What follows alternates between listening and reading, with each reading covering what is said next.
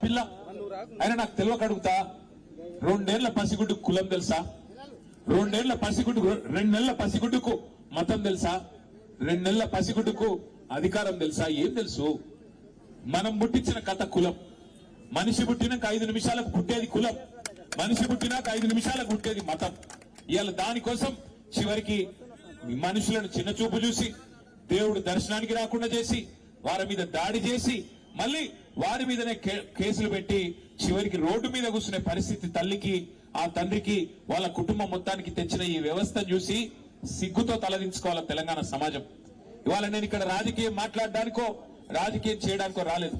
నేను స్థానిక ఎమ్మెల్యే గారిని కూడా కోరుతా ఉన్నా, స్థానిక ఎంపీ గారిని కూడా కోరుతా ఉన్నా. హంతకుడు ఎవడైనా హంతకుడే.